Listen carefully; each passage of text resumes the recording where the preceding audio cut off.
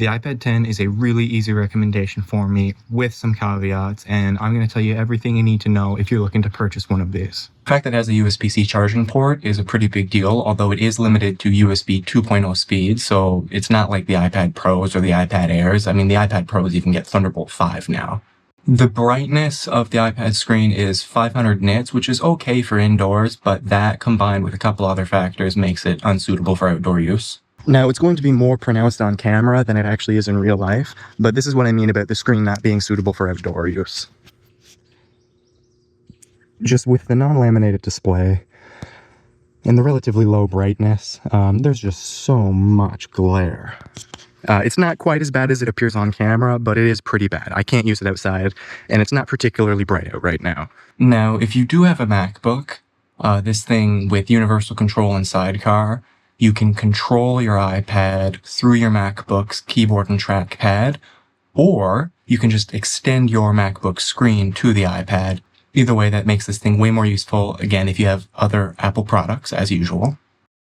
Now, this was the first base model iPad that moved to stereo speakers that are on the left and right instead of both on the one side. Massive, massive improvement for watching media. On the iPad 9, it's just so distracting to have it come out of one side. It completely ruins the experience. Now, the speakers on this have basically no bass, but for watching media in general, not like audiophile listening to music, they're plenty loud and they're plenty good. Now, it's running the same CPU that's in the iPhone 12, but it's running it a little faster, 3.1 gigahertz instead of 2.9. That's just because it has a little more thermal mass to dissipate that heat into, so they can run it at a higher peak clock speed, but it's not really a huge difference. Now, that 3.1 gigahertz is for the 2 performance cores at their peak.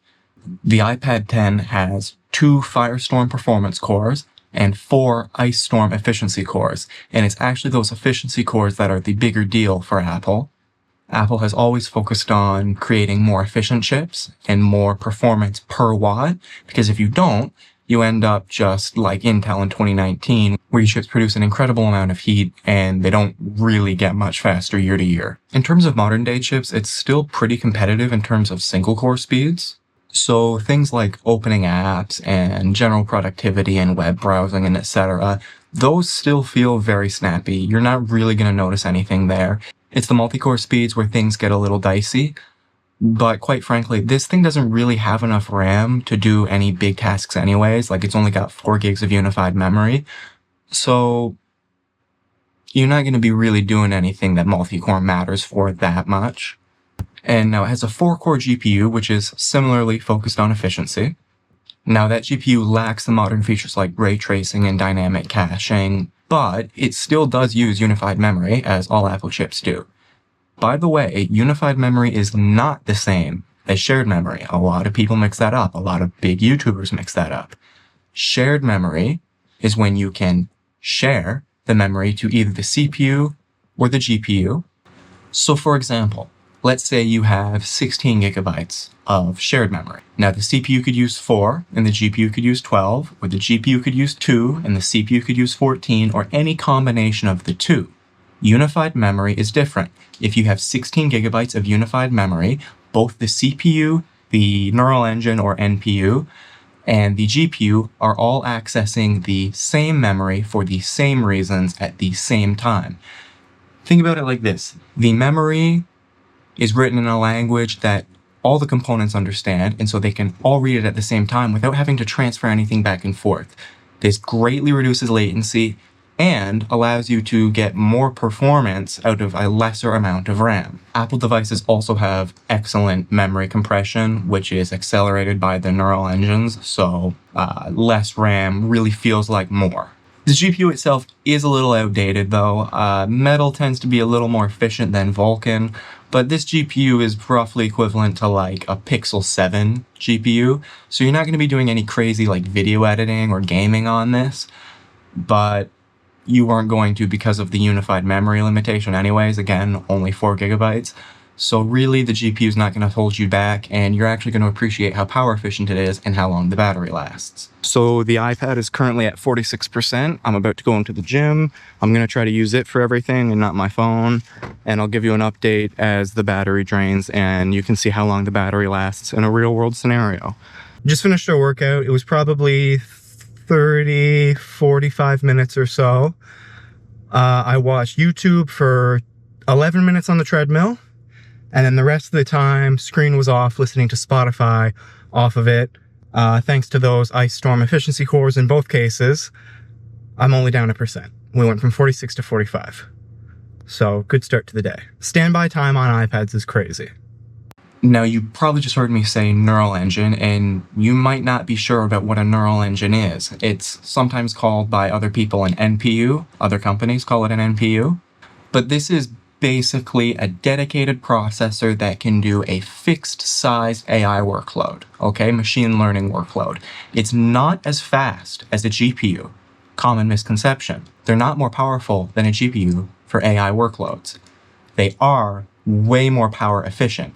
So if you have some kind of task that needs to be running continuously, say, for example, the center stage camera, or blurring the background during a video call, or dictation, that is what a neural engine or NPU is good for.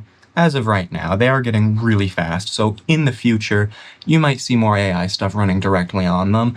Not on this device, though. It's only 11 trillion operations per second versus, like, the newer ones are over 40. It's used for photo processing and those other things I mentioned, but quite frankly, don't worry about it on this device. This device is incapable of doing anything that will actually use it, other than those, memory compression and stuff like that. Now, the iPad 10 also gets hardware encode and decode H.264 and HEVC. If you don't know what that is, it is relevant to you. Those are video codecs. They're what a lot of video is packaged in, and having a dedicated block just for packaging or unpackaging it can really save you a lot of battery. That's part of the reason that watching video on this, the battery lasts so long. It's kind of cool to hook this up to a portable monitor. You get a bigger display. It's not actually like crazy bigger, and it cuts off the sides, but it is a bigger display. So if you had a really big display, it would obviously be even bigger when you mirror it, but the resolution's going to be lower. I mean, you could use this with an external display if you really wanted to go ham with it. Maybe I'll try that, like using this to replace my laptop for a bit, but you're probably not going to want to. That is, of course, unless you're watching video, in which case it will fill the whole external display. It'll remove the black bars. So it can, just not for everything. Now, I want to take a second to talk about the Apple Pencil specifically. Really, really big upgrade over the first gen. This was one of those things I was talking about at the beginning, one of the caveats. Do not buy a first gen Apple Pencil for this. It is compatible, but you have to use an adapter. It's terrible. Get this one, magnets to the side, plug it right in here. It's awesome. Charges fast, lasts forever. Now, in terms of my other recommendations for when you purchase this device, make sure you're getting the 256 version if you plan on keeping this for a while. Already, I have the 64 gig version, and I am struggling to download the new updates. I have to delete things. In terms of future-proofing, this tablet will last you a long time, but you really do need to get the 256 if you want it to last that long time. There's lots of performance to spare, not a lot of storage to spare. But you can get these for a really great price. You can find them for $200 on eBay pretty easily. And I think at that price, it's kind of a no-brainer if you're looking for one. I don't think the newer iPad 11 really offers anything that is compelling.